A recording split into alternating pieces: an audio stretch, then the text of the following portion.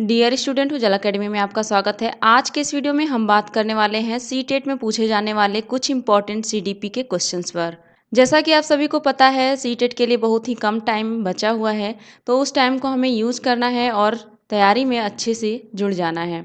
और ऐसे ही important question मैं कराने वाली हूँ अपने चैनल उजाला अकेडमी पर, तो इस चैनल को सब्सक्राइब कर लीजिएगा और बेल आइकन को भी प्रेस कर लीजिएगा। और इस वीडियो को ज़्यादातर शेयर करने की कोशिश करिएगा ताकि ये वीडियो अधिक से अधिक लोगों तक पहुंच सके। तो चलिए बिना टाइम वेस्ट किए वीडियो को स्टार्ट कर लेते हैं और देख लेते हैं पहला प्रश्न क्या है। देखिए क्वेश्चन नंबर 1 है, बच्चे की बुद्धि लब्धि 90 से 110 के मध्य है तो वह कैसा बच्चा है अगर उसकी बुद्धि लब्धि 90 से 110 के बीच में होगी तो। जल्दी से आप लोग आंसर करेंगे। देखिए ऑप्शन दिया गया है सामान्य बुद्धि, प्रखर बुद्धि, उत्कृष्ट बुद्धि, प्रतिभाशाली बुद्धि। तो जितने भी लोग इस क्वेश्चन का आंसर दे रहे हैं सामान्य बुद्धि, वो लोग बिल्कुल करेक्ट हैं। जिन बच्चों की बुद्धि लब्धि 90 से 110 के बीच में होती है वो सामान्य बुद्धि के बच्चे होते हैं, यानी कि ऑप्शन नंबर 1 करेक्ट हो जाएगा। देखिए क्वेश्चन नंबर 2 क्या कह रहा है, बच्चे के लिए निःशुल्क एवं अनिवार्य शिक्षा का अधिकार अधिनियम कितने वर्षों के बच्चों के लिए लागू है। क्या कह रहा है क्वेश्चन, बच्चों के लिए निःशुल्क एवं अनिवार्य शिक्षा का अधिकार अधिनियम है जो वो कितने वर्ष के बच्चों के लिए लागू किया गया है। तो फटाक से आप लोग आंसर करेंगे। यहाँ पर ऑप्शंस दिए गए हैं 6 से 14 वर्ष, 7 से 13 वर्ष, 5 से 11 वर्ष, 6 से 12 वर्ष। तो जल्दी जल्दी आप लोग आंसर करेंगे इस क्वेश्चन का क्या राइट आंसर हो जाएगा। तो जितने भी लोग इस क्वेश्चन का आंसर कर रहे हैं ऑप्शन नंबर ए वो बिल्कुल करेक्ट हैं। 6 से 14 वर्ष के बच्चों के लिए निःशुल्क एवं अनिवार्य शिक्षा का प्रावधान किया गया है, यानी कि इस क्वेश्चन का ऑप्शन नंबर ए करेक्ट हो जाएगा। देखिए आगे क्वेश्चन नंबर 3, एक बच्चे की बुद्धि और विकास के अध्ययन की सर्वाधिक अच्छी विधि कौन सी है। सबसे अच्छी विधि कौन सी है एक बच्चे की बुद्धि और विकास के अध्ययन के लिए। देखिए ऑप्शन दिया गया है मनोविश्लेषण विधि, तुलनात्मक विधि, विकासीय विधि, सांख्यिकी विधि। एक बच्चे की बुद्धि और विकास की सबसे अच्छी विधि मानी जाती है विकासीय विधि को, यानी कि यहाँ पर ऑप्शन नंबर सी करेक्ट हो जाएगा। विकासीय विधि एक अच्छी विधि मानी जाती है बच्चे के बुद्धि और विकास के अध्ययन के लिए। आई होप आपको यहाँ तक समझ में आया होगा, यानी कि इस क्वेश्चन का जो राइट ऑप्शन हो जाएगा वो हो जाएगा ऑप्शन नंबर सी। देखिए आगे क्वेश्चन नंबर 4, गार्डनर ने 7 बुद्धि का अधिमान निर्धारित किया, इनमें से कौन सा नहीं है। जो गार्डनर ने 7 बुद्धि का अधिमान निर्धारित किया था उनमें से ऐसा कौन सा ऑप्शन है जो इनमें नहीं है, उनके 7 बुद्धि अधिमान में नहीं है। देखिए आपके सामने ऑप्शन दिया गया है स्थान संबंधी बुद्धि, भावात्मक बुद्धि, अंतर्वैयक्तिक बुद्धि, भाषात्मक बुद्धि। तो फटाक से आप लोग आंसर करेंगे इस क्वेश्चन का क्या राइट ऑप्शन होने वाला है। तो जितने भी अभ्यर्थी इस क्वेश्चन का राइट आंसर दे रहे हैं भावात्मक बुद्धि, वो बिल्कुल सही है। जो गार्डनर ने 7 बुद्धि का अधिमान दिया था उसमें से भावात्मक बुद्धि नहीं है। और ये निगेटिव वाला क्वेश्चन आप ध्यान से करेंगे, जहाँ पर भी नहीं लिखा हो जिस क्वेश्चन में, ऐसे क्वेश्चन को ध्यानपूर्वक करेंगे। बच्चे गलती यहीं पे कर जाते हैं, नहीं को देखते ही नहीं और आंसर कर देते हैं, जिसकी वजह से उनका 1 नंबर चला जाता है। भावात्मक बुद्धि यहाँ पर करेक्ट हो जाएगा, यानी कि ऑप्शन नंबर बी इस क्वेश्चन का राइट ऑप्शन होने वाला है, यानी कि इस क्वेश्चन का right option option number B है। देखिए आगे क्वेश्चन नंबर 5, यदि एक बच्चे की मानसिक आयु 5 वर्ष तथा वास्तविक आयु 4 वर्ष है तो उस बच्चे की बुद्धि लब्धि होगी। यदि किसी बच्चे की मानसिक आयु है वो 5 है और उसकी वास्तविक जो आयु है वो 4 वर्ष है, तो उसकी जो बुद्धि लब्धि होगी वो कितनी होगी। देखिए आपके सामने ऑप्शन दिया गया है 125 वर्ष, 80 वर्ष, 120 वर्ष। देखिए आपके सामने ऑप्शन दिया गया है 125, 80, 120, 100। तो जितने भी अभ्यर्थी इस क्वेश्चन का राइट आंसर दे रहे हैं ऑप्शन नंबर ए वो बिल्कुल सही है। 125 हो जाएगा यदि किसी बच्चे की मानसिक आयु 5 है और वास्तविक आयु 4 है, तो उसकी जो बुद्धि लब्धि होगी वो 125 हो जाएगी, यानी कि इस क्वेश्चन का राइट आंसर है ऑप्शन नंबर ए। देखिए आगे क्वेश्चन नंबर 6, मनोविज्ञान शिक्षा का आधारभूत विज्ञान है, यह कथन किसने कहा था। यह कथन किसका है ये बताना है हमें। मनोविज्ञान शिक्षा का आधारभूत विज्ञान है, देखिए आपके सामने ऑप्शन दिया गया है BN. Jha, Skinner, Davis, Woodworth. मनोविज्ञान शिक्षा का आधारभूत विज्ञान है, यह कथन स्किनर जी का है। स्किनर ने ये कथन दिया था। याद रखिएगा, ये बहुत ही इंपॉर्टेंट क्वेश्चन है, कई बार एग्जाम में पूछा जाने वाला क्वेश्चन है। इसे आप कहीं ना कहीं जरूर नोट कर लेंगे। मनोविज्ञान शिक्षा का आधारभूत विज्ञान है, यह स्किनर जी के द्वारा कहा गया था। यह कथन स्किनर जी का है। ठीक है, यानी कि इस क्वेश्चन का राइट आंसर हो जाएगा ऑप्शन नंबर बी। देखिए आगे क्वेश्चन नंबर 7, हिंदी अक्षरों को बालक किस आयु में पहचानने लगते हैं? जो हिंदी का अक्षर होता है, उन अक्षरों को बालक कितनी आयु में पहचानने लगता है? वो कितने साल का हो जाता है तो हिंदी के अक्षरों को पहचानने लगता है एक बालक? तो जल्दी से आप लोग आंसर करेंगे। आपके सामने ऑप्शन दिया गया है 3 वर्ष में, 4 वर्ष में, 5 वर्ष में, 6 वर्ष में। फटाक फटाक आप आंसर करते चलेंगे, जिससे पता चलेगा आपको कि मेरा तैयारी अभी कहाँ तक हुआ है, अभी कितना बाकी है। आंसर आप जरूर करेंगे, कमेंट में बताते चलिएगा। तो देखिए जितने भी अभ्यर्थी इस क्वेश्चन का आंसर ऑप्शन नंबर सी कर रहे हैं वो बिल्कुल सही हैं। 5 वर्ष में एक बच्चा हिंदी के अक्षरों को पहचानने लगता है, यानी कि इस क्वेश्चन का राइट आंसर है ऑप्शन नंबर सी। आगे क्वेश्चन नंबर 8, एलेक्सिया क्या है? एलेक्सिया की बात की जा रही है, क्या है एलेक्सिया? देखिए ऑप्शन दिया गया है पढ़ने की अक्षमता, लिखने की अक्षमता, सीखने की अक्षमता, सुनने की अक्षमता। देखिए एलेक्सिया एक पढ़ने की अक्षमता है, पढ़ने की अक्षमता है एलेक्सिया। ठीक है, यानी कि इस क्वेश्चन का राइट आंसर हो जाएगा ऑप्शन नंबर ए। देखिए आगे क्वेश्चन नंबर 9, पियाजे की औपचारिक संक्रियात्मक अवस्था किस आयु अवधि तक मानी जाती है? जो पियाजे द्वारा अवस्थाएं दी गई हैं औपचारिक संक्रियात्मक, वो कितनी आयु की अवधि तक मानी जाती है? देखिए आपके सामने ऑप्शन दिया गया है 0 से 2 वर्ष, 2 से 7 वर्ष, 7 से 11 वर्ष, 11 से 15 वर्ष। इतना ध्यान रखिएगा, पियाजे जी की थ्योरी को आप एक बार जरूर पढ़ के जाइएगा। इनकी थ्योरी से या फिर इनसे रिलेटेड क्वेश्चन 1, 2, 3 क्वेश्चन जरूर एग्जाम में देखने को मिल जाता है, और ये हर बार पेपर में पूछा गया, इसलिए मैं बता रही हूँ पियाजे जी की थ्योरी एक बार जरूर आप लोग पढ़ लीजिएगा। तो जो पियाजे की औपचारिक संक्रियात्मक अवस्था है, उसकी आयु है 11 से 15 वर्ष। 11 से 15 वर्ष की अवधि मानी जाती है औपचारिक संक्रियात्मक अवस्था की, यानी कि इस क्वेश्चन का राइट आंसर हो जाएगा ऑप्शन नंबर डी। इस क्वेश्चन को आप इंपॉर्टेंट में कहीं ना कहीं जरूर नोट कर लेंगे, क्योंकि मैंने अभी बताया पियाजे से रिलेटेड क्वेश्चन जरूर 1, 2, 3 पूछा जाता है आपके एग्जाम में। आगे क्वेश्चन नंबर 10, गर्भ में बालक को विकसित होने में कितने दिन लगते हैं? जो गर्भ में बालक होता है उसको विकसित होने में कितने दिन का समय लग जाता है? देखिए ऑप्शन दिया गया है 150, 280, 390 दिन, 460 दिन। जो गर्भ में बालक होता है उसके विकास में जो समय लगता है वो है 280 दिन। 280 दिन का समय लग जाता है गर्भ में बालक को विकसित होने में। जो गर्भ में बालक होता है उसको विकसित होने में टोटल 280 दिन लगते हैं। इसे याद रखिएगा आप, यानी कि इस क्वेश्चन का जो राइट आंसर है वो है ऑप्शन नंबर बी। आगे क्वेश्चन नंबर 11, किस मनोवैज्ञानिक ने 3 वर्षीय पुत्र का अध्ययन किया? ऐसे कौन से मनोवैज्ञानिक है जो 3 वर्षीय पुत्र का अध्ययन किए थे? देखिए आपके सामने ऑप्शन दिया गया है pestology, Watson, Stanley hall, James. फटाक से आप कमेंट करके इसका आंसर बताएंगे कि वो ऐसे कौन से मनोवैज्ञानिक हैं जो अपने 3 वर्षीय पुत्र का अध्ययन किए थे। अपने खुद के 3 वर्षीय पुत्र का अध्ययन करने वाले वो कौन से वैज्ञानिक है? फटाक से आप कमेंट करके इसका आंसर बताएंगे। जितने भी अभ्यर्थी इसका राइट आंसर कर रहे हैं ऑप्शन नंबर ए पेस्टोलॉजी, वो बिल्कुल सही हैं, यानी कि इस क्वेश्चन का राइट आंसर हो जाएगा ऑप्शन नंबर ए। पेस्टोलॉजी जो मनोवैज्ञानिक है वो अपने 3 वर्षीय पुत्र का अध्ययन किए थे। आगे क्वेश्चन नंबर 12, बालक का विकास होता है, बालक का विकास किधर से किधर होता है ये पूछा गया है क्वेश्चन में। देखिए ऑप्शन दिया गया है सिर से पैर की ओर, पैर से सिर की ओर, दोनों ओर, इनमें से कोई नहीं। जो बालक का विकास होता है वो किधर से किधर होता है? तो सिर से पैर की ओर बालक का विकास होता है। याद रखिएगा, हमेशा क्वेश्चन पूछा जाता है एग्जाम में, बच्चे का जब भी विकास होगा तो सिर से पैर की ओर होगा। ठीक है, आप उल्टा ऑप्शन नहीं करेंगे पैर से सिर की ओर। याद रखिएगा सिर से पैर की ओर होता है एक बालक का विकास। ये बार बार क्वेश्चन एग्जाम में पूछा गया, इसलिए मैं बता रही हूँ, इसे आप नोट कर लीजिएगा इंपॉर्टेंट में, यानी कि इस क्वेश्चन का राइट आंसर हो जाएगा ऑप्शन नंबर ए। आगे क्वेश्चन नंबर 13, विकास के संबंध में गलत कथन है। गलत कथन को चयन करना है इसमें, हमें विकास से जो संबंधित गलत कथन है उसको बताना है। तो देखिए ऑप्शन दिया गया है विशिष्ट से सामान्य की ओर, सार्वभौमिक प्रक्रिया है, दिशा सिर से पैर की ओर, वर्तुलाकार गति।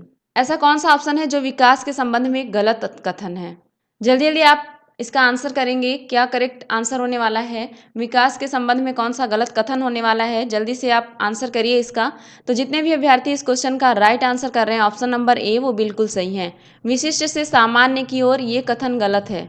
ये कथन क्या है? गलत है, इसलिए यही कथन सही हो जाएगा क्योंकि क्वेश्चन में पूछा ही गया था गलत कथन। ठीक है, विशिष्ट से सामान्य की ओर ये विकास से संबंधित कथन नहीं है। यानी कि इस क्वेश्चन का जो राइट आंसर है वो है ऑप्शन नंबर ए। देखिए आगे क्वेश्चन नंबर 14, गर्भधान काल की अवस्था नहीं है।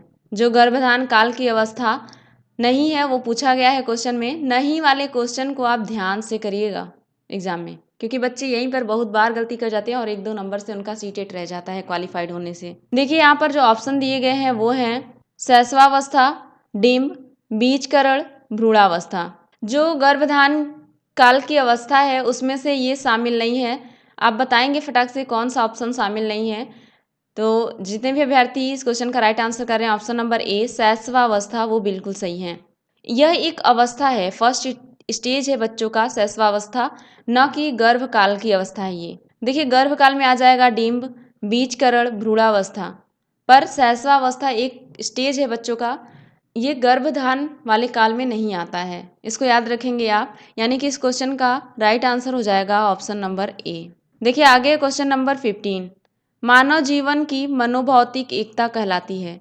जो मानव जीवन की मनोभौतिक एकता है वह क्या कहलाती है? देखिए ऑप्शन दिया गया है मन तथा शरीर का विकास, शरीर तथा हड्डियों का विकास, शरीर तथा हृदय का विकास, आत्मा तथा मांसपेशियों का विकास। जो मानव जीवन की मनोभौतिक एकता है वो कहलाती है मन तथा शरीर का विकास। यानी कि ऑप्शन नंबर ए यहाँ पर करेक्ट हो जाएगा। मन तथा शरीर का विकास कहलाता है मानव जीवन की भौतिक एकता।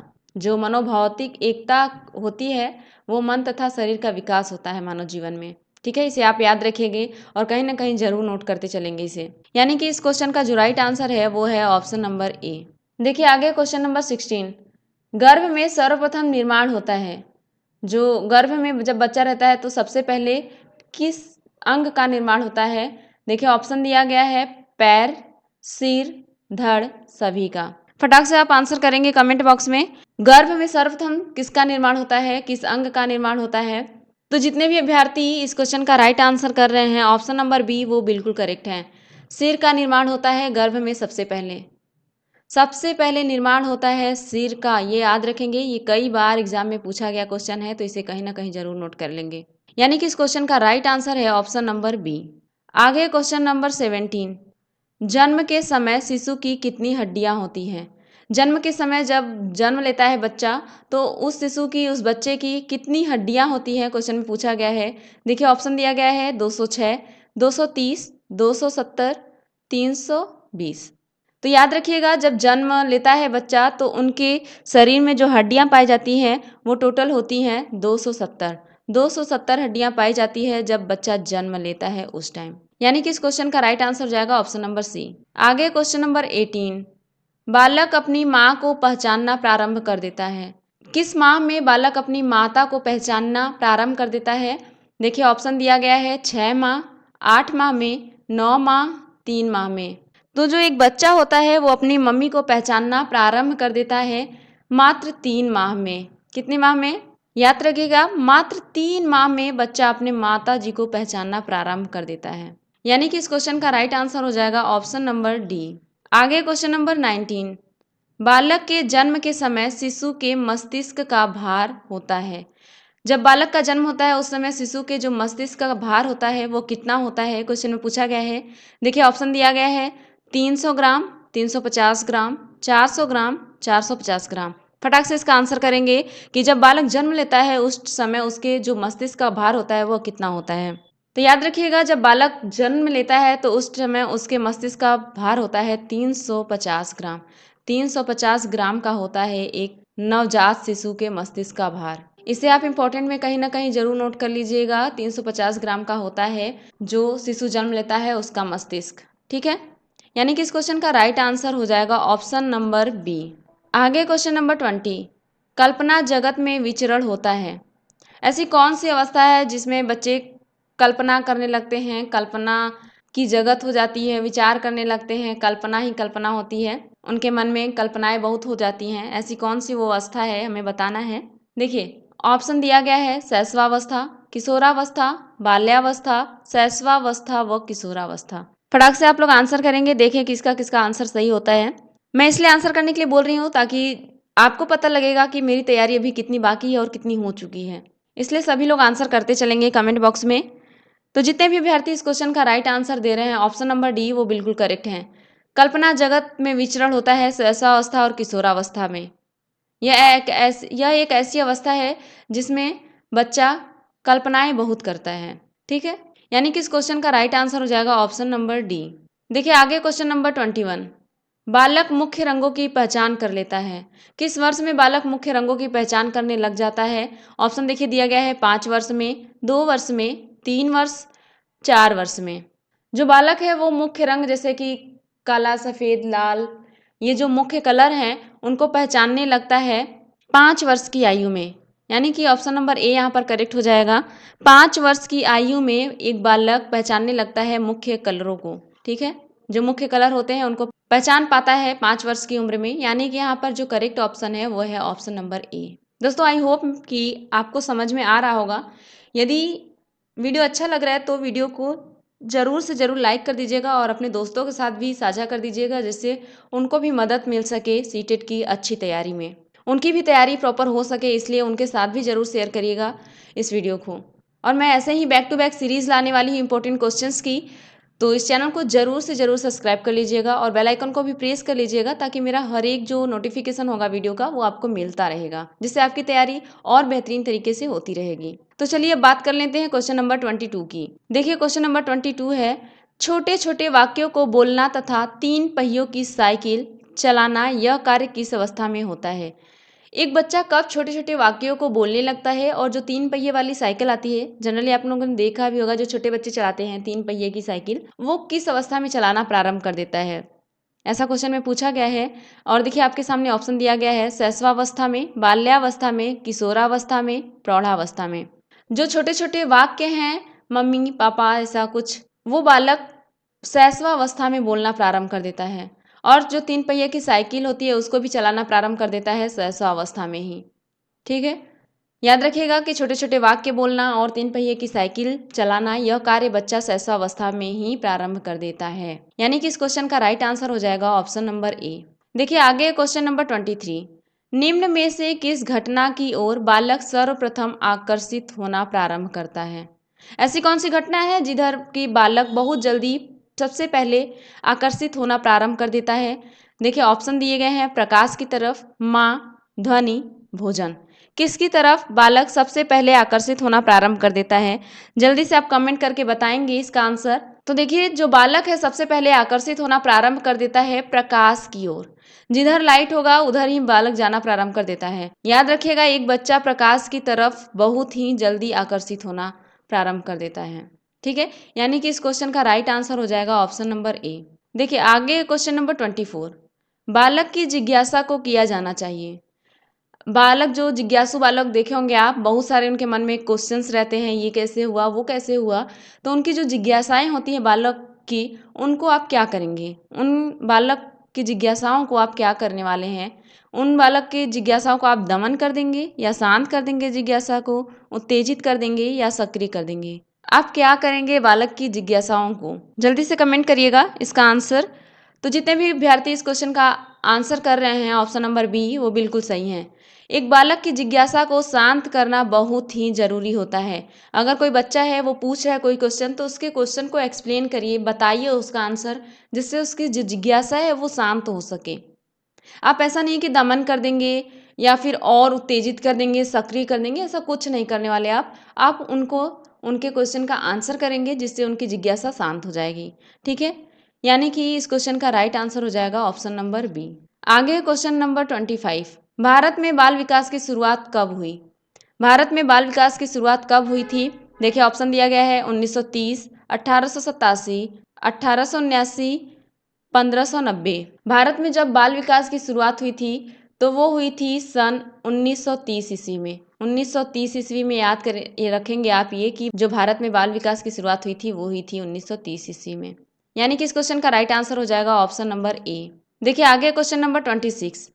किशोरावस्था में सामाजिक विकास पर जिसका प्रभाव नहीं पड़ता है वह निम्न में से कौन सी है। जो किशोरावस्था में होता है सामाजिक विकास, उसका प्रभाव नहीं पड़ता है, वो कौन ऐसा निम्न में से कौन सा ऑप्शन है जो है। देखिए जो किशोरावस्था वाले बच्चे होते हैं उनमें सामाजिक विकास का प्रभाव नहीं पड़ता है, वह है असुरक्षा का। असुरक्षा का प्रभाव नहीं पड़ता है किशोरावस्था में जो बच्चे होते हैं उनके सामाजिक विकास पर। ठीक है, यानी कि इस क्वेश्चन का राइट आंसर हो जाएगा ऑप्शन नंबर सी। देखिए आगे क्वेश्चन नंबर 27। किशोरावस्था में चरित्र निर्माण से जो अवस्था संबंधित है वह निम्न में से है। जो किशोरावस्था में चरित्र निर्माण में से जो अवस्था है उन निम्न में से किससे संबंधित है, आप बताएंगे जल्दी से कमेंट करके इस क्वेश्चन का क्या राइट ऑप्शन होने वाला है। देखिए ऑप्शन दिया गया है परंपराओं को धारण करने की अवस्था, आधारहीन आत्मचेतना की अवस्था, आधार युक्त आत्मचेतना की अवस्था, स्व केंद्रित अवस्था। किशोरावस्था में चरित्र निर्माण से एक ऐसी अवस्था है जो संबंधित है, उसी को हमें बताना है। तो याद रखिएगा जो किशोरावस्था से चरित्र निर्माण में संबंधित है वो अवस्था होती है आधारहीन आत्मचेतना की अवस्था।